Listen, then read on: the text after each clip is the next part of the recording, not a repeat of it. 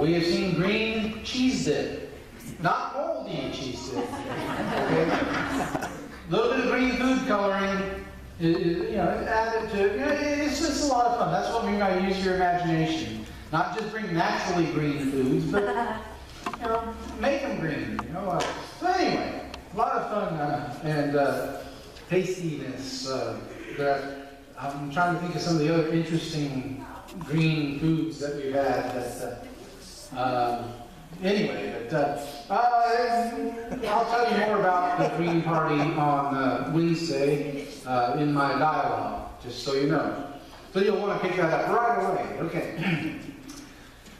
Last time that we were here on a Sunday night, we started looking at Matthew chapter 24 and the end of the world. There are a lot of people who feel that the events described in Matthew 24 are prophetic events spoken by Jesus about his second coming. But is this really the case? I don't think it is. For starters, we looked at the occasion of Jesus' prophecy. He had just preached a sermon of 7 or 8 woes against the Pharisees and scribes in chapter 23. And at the start of chapter 24, he startles his disciples by predicting the complete and total destruction of the temple. This leads the disciples to ask a question. Their question really has 2 parts though. When will this happen, and what will be the sign that shows that it's about to happen? Well, Jesus starts by telling them several preliminary and possibly misleading signs that would take place. Things like wars and rumors of wars, and famines and earthquakes, etc. He warns his disciples not to be deceived by these things, but to because they weren't really signs of anything at all. And then Jesus, in verse 15, he gives the real sign. The abomination of desolation spoken of by the prophet Daniel. Now, what does that mean, though? Because that's a difficult idea to sort of grasp, and thinking back to Daniel and everything. Well, fortunately, Luke records for us Jesus' official interpretation of the abomination that causes desolation in Luke 21, verse 20. He says, when you see Jerusalem being surrounded by armies, you will know that its desolation is near. So they see Jerusalem being surrounded by armies, then the time has come to act. And Jesus, the 5th thing about Matthew 24, Jesus tells them what to do when the real sign comes. And what he tells them to do is run for the hills and don't look back. Don't worry about anything else. You just get out of Dodge as quickly as possible. He says this final flight, or this flight will be tougher for certain groups of people. But that they need to get as far away from the city as quickly as possible in order to have their lives spared and saved. Now all of these verses take place prior to verse 34. And last time I told you that verse 34 was sort of a dividing line. Matthew 24:34 says, I tell you the truth, this generation will certainly not pass away until all these things have happened. In other words, to those to whom Jesus was speaking would see all of the events that he had already been talking about on this occasion. That's how Matthew uses the term generation, or this generation, 8 previous occasions in his book. Certainly that's how he means it on this 9th occasion in chapter 24, verse 34. Well, that was the last sermon in a nutshell. Some of you are saying, why didn't you use the nutshell last time? Yeah, I know. I want us to pick up in verse 21 of Matthew 24 and talk now about the nature of the coming event. Jesus has already said that this coming event would result in the total destruction of the temple, and that not one stone would be left on another. Chapter 24, verse 3. Well, now he makes a few more predictions and gives a few more details. If you would follow along as I read Matthew 24, verses 21 through 28. For then there will be great distress, unequal from the beginning of the world until now, and never to be equal again. If those days had not been cut short, no one would survive. But for the sake of the elect, those days will be shortened. At that time, if anyone says to you, "Look, here is the Christ," or "There he is," do not believe it. For false Christs and false prophets will appear and perform great signs and miracles to deceive even the elect, if that were possible. See, I've told you ahead of time. So if anyone tells you, "There he is out in the desert," do not go out. Or "Here he is in the inner rooms," do not believe it. For as lightning that comes from the east is visible even in the west, so will the coming of the Son of Man. Wherever there is a carcass, there the vultures will gather. Jesus' statements about the nature of the coming event is pretty simple. There's been nothing like it before, and there will be nothing like it after. Indeed, history has well documented the horrors of the fall of Jerusalem, and tells that those who were trapped inside the city suffered terribly during the siege. In fact, one account says that as many as 1 million people died in the onslaught.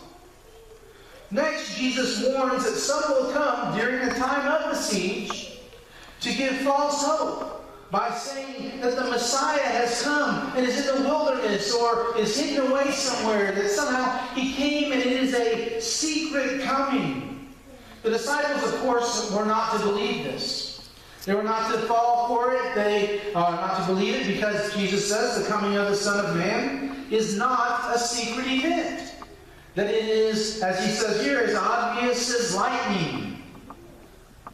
Now, some would say that Jesus tells us, that he flat out comes out and says right here in verse 27 that I'm talking about my return. I'm talking about the second coming.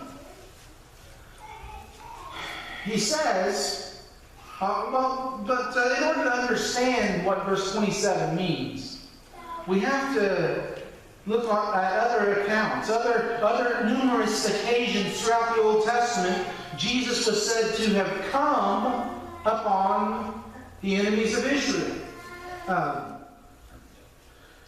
And on Israel herself on occasion. The comings in these cases were figurative.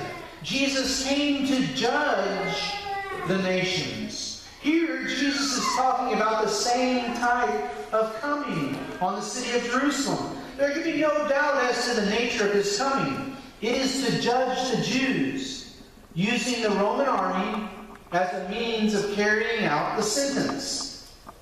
And the final verse of this section is a proverb, which simply says, "Where the dead body is, there the vultures will gather." This is a clear reference to what Jesus was saying earlier in chapter 23. Remember, chapter 24 follows right on the heels of chapter 23. They were following the footsteps of their fathers who had killed the prophets and rejected those sent. The current religious leaders, they were about to commit and reject the final one sent and commit the greatest act of hostility, killing God's own Son. Because of this final atrocity, this final act of insubordination toward God, the whole Jewish system was considered as dead and ready to be treated as the vultures treat a dead carcass.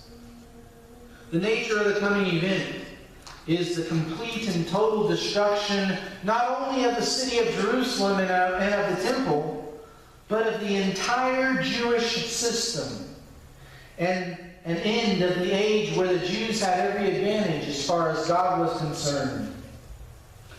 Well, after he tells us about the coming event, in the next few verses 29 through 31, Jesus tells some striking events to follow immediately.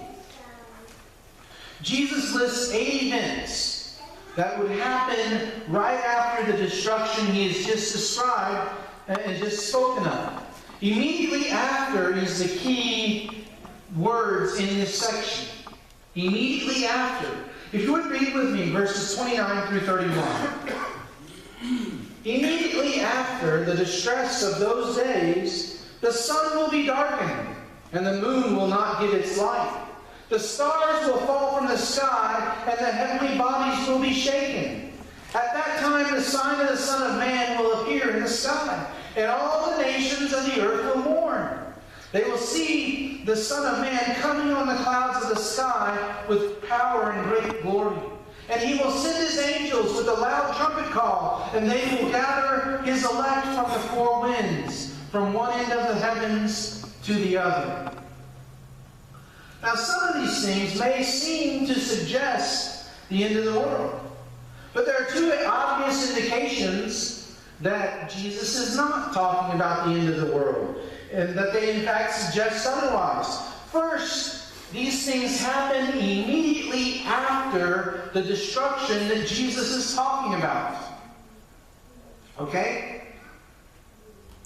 When Jesus comes back after his second coming, immediately after he returns, there's only one thing going to happen, and that's judgment.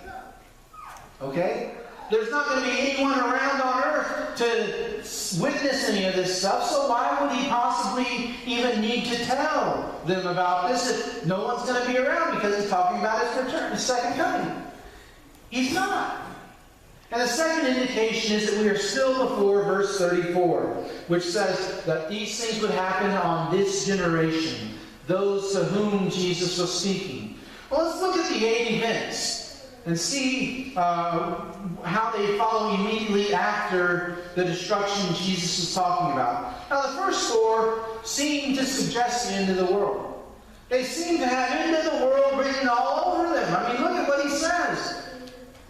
The sun will be darkened. The moon will not give its light. Stars will fall from the sky. The heavenly bodies will be shaken.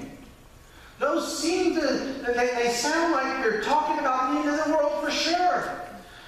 Until you realize that such language is very common in the Old Testament and in prophetic books when the prophets were predicting the fall of a nation.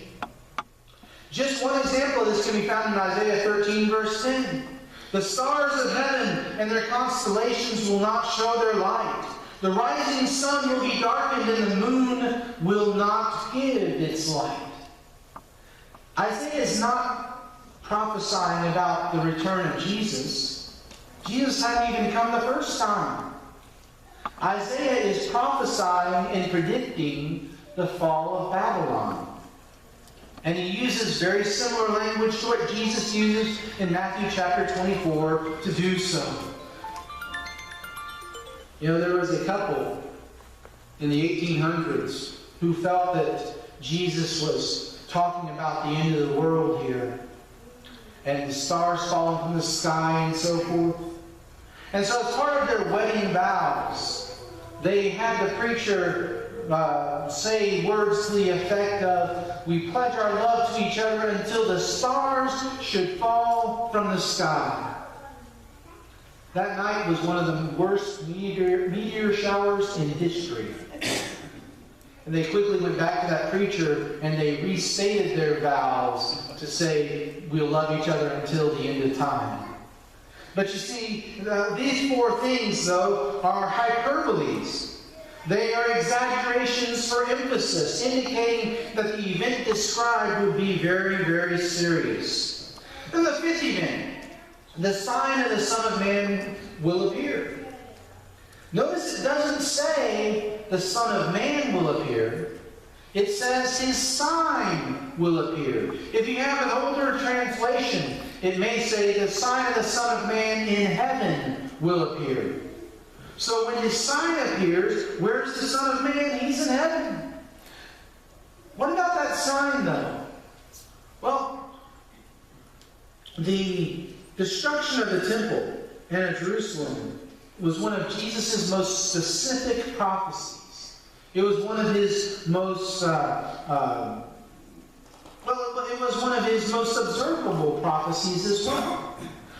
Now, since it would be so obvious as lightning, verse 27 tells us, Jesus says that its fulfillment would be the appearance of his sign to those who heard or read and understood what he was talking about and took the appropriate action. The number 6, all the nations of the earth will mourn. Surely, if all the nations of the earth mourn, it's got to be a global event. Well, actually it was. See, this, all the nations of the earth will mourn, that has reference to Israel scattered abroad, scattered throughout the world. Jews that were living in other countries and so forth. To the Jews, both in Israel and scattered, the destruction of the temple and of Jerusalem was a great calamity. Horrible, horrible news. Think about this. How would you feel if you were away on business in Europe? Okay, and you're staying in Europe, you've been in Europe for a while, and you're conducting business, and then all of a sudden, you get a message, and you see on the news that the town of Siloam Springs, Arkansas, has been completely and totally destroyed. Not one stone left on any of the buildings in the town. How would that make you feel? Wouldn't you be a little bit upset by that? Wouldn't that make you sort of feel sad? I think so. I haven't even lived there that long, and if I heard the town got destroyed, I'd be upset by it. Well, folks, Jews were and are people too. When they heard that their homeland had been completely and totally wiped out, they would mourn. They would be saddened by that. Then they will see the Son of Man coming on the clouds of heaven. Certainly this is talking about a second coming, right? Well, wait, before you can conclude this, we ought to look at several other passages in the Bible. For example, Isaiah 19 verse 1 speaks of the Lord riding upon a swift cloud coming to overpower Egypt. Another example, Psalm 104 verse 3 says of God, He makes the clouds His chariot and rides on the wings of the wind. In Matthew chapter 26 verse 64, at His trial, Jesus makes a very similar statement to the high priest. He says, in the future, you will see the Son of Man sitting at the right hand of the Mighty One and coming on the clouds of heaven. So at the same time, He is both sitting and coming. How can He do both? Well, while Jesus is sitting at the right hand of power where He ascended, Acts chapter 2, verse 33, and having been given all authority in heaven and on earth, Matthew chapter 28, verse 18, He comes in a figurative sense to execute the judgment that He would bring on Jerusalem.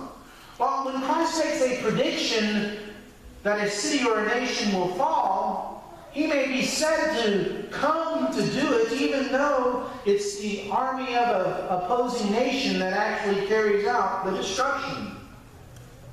Then the eighth event that will follow immediately, angels will gather His elect from the four winds.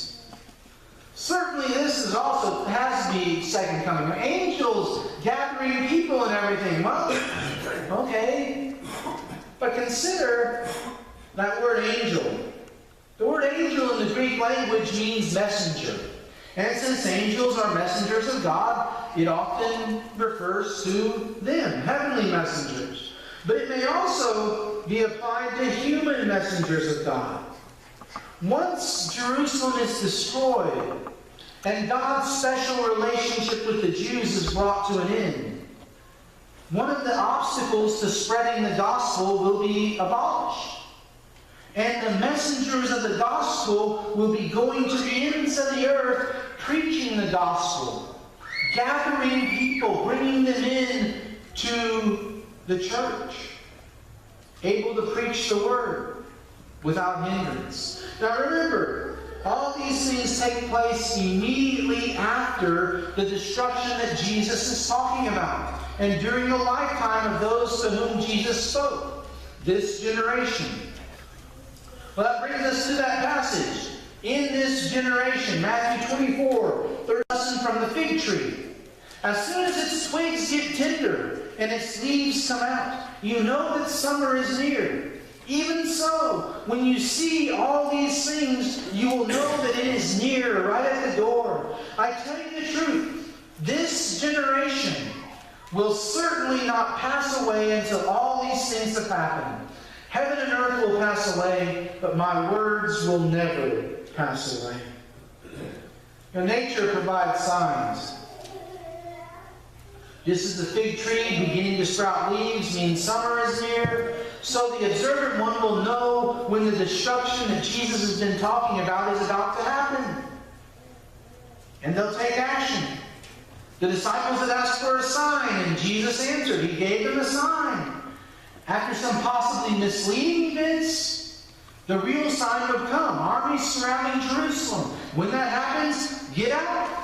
The tribulation for when they saw many of Jesus' followers, because they understood what he was talking about here, saw the Roman armies coming, and they were able to escape Jerusalem. They were able to get away from Jerusalem. The tribulation of those caught in the city would be horrible, but it would be stopped before all were dead. Then the gospel could go freely without anyone thinking that it was just another form of Judaism. But Jesus, as he always seems to do, goes a step further, goes a step beyond what they ask. Jesus puts a time limit on when these things would happen, when they would occur. Remember, verse 34 is a key verse, and it's that time limit. He says, this generation will not pass away until all these things have happened. Jesus was speaking in approximately 30 AD, somewhere in that general time frame. These events culminated in 70 AD with the fall of Jerusalem, certainly within the lifetime of those to whom he spoke. And in verse 35 is assurance that Jesus' words will not fail. Then we come to verses 36 through 40, and a change. Let's read verses 36 through 41. But no one knows about that day or hour, not even the angels in heaven, nor the Son, but only the Father. As it was in the days of Noah, so it will be in the coming of the Son of Man. For in the days before the flood, people were eating and drinking, marrying and giving in marriage, up to the day Noah entered the ark. And they knew nothing about what would happen until the flood came and took them all away. That is how it will be at the coming of the Son of Man. 2 men will be in the field, one will be taken and the other left. 2 women will be grinding with a handmill, one will be taken and the other left. There's an obvious change here. See, the word but, though it doesn't appear in many English versions, English translations, it does appear in the Greek translation, in the Greek language, in the manuscripts. It does appear, the word but does. Now, the Greek language is a very precise language. They actually have 2 words for the word but. One is a mild form of the word, which is sort of saying, well, you could do this, but you could also do that, and they're both equally okay, and so on and so forth. But in addition to that mild form of the word but, there is also a major form of the word but. Guess which one this is? This is the major form of the word but. This signifies a complete, total change in direction. Another bit of evidence that we have about this is the parallel passage in Luke chapter 20 ends at this point. Providing yet another bit of evidence that the subject has changed. Excuse me. Wow, pardon me. Also notice that different words begin being used here. Here Jesus begins to speak of that day rather than those days, as he has been speaking of. The expression that day is used in Scripture quite frequently, in fact, to refer to the final day. I'll give you one example. Matthew 7, verse 22. Jesus says, "Many will say to me on that day, Lord, Lord, did we not prophesy in your name, and in your name drive out demons and perform many miracles?" Of that day, singular as opposed to those days, plural, Jesus begins to speak in totally different terms. Actually, Jesus draws a total contrast between that day and those days. If Jesus is speaking here of his second coming, and virtually all commentators say that he is, there are a few that would deny it, but most of them, a very large majority of them would say he is, then certainly he is putting it in contrast to the destruction of Jerusalem. Now consider the following. Okay? For those days, the fall of Jerusalem, they could know when to act because the sign would be given. They could and should run from it. But let me ask you a question. Everyone know who Usain Bolt is? Fastest man alive, or whatever they call him now. Not even Usain Bolt can run and escape the second coming of Christ. How much good is it going to do you to run when Jesus returns? It's not. Because when Jesus returns, time is going to stop. And we're going to be judged. And if we're found faithful, we're going to go to heaven. If we're not, we're going to go somewhere else. But running isn't going... No one can run fast enough to escape that judgment. Jesus knew when the destruction of Jerusalem would happen, and he told his disciples so that they could escape. But notice that not even Jesus knows when that day will happen. Only God. Verse 36 tells us. Well, now we come to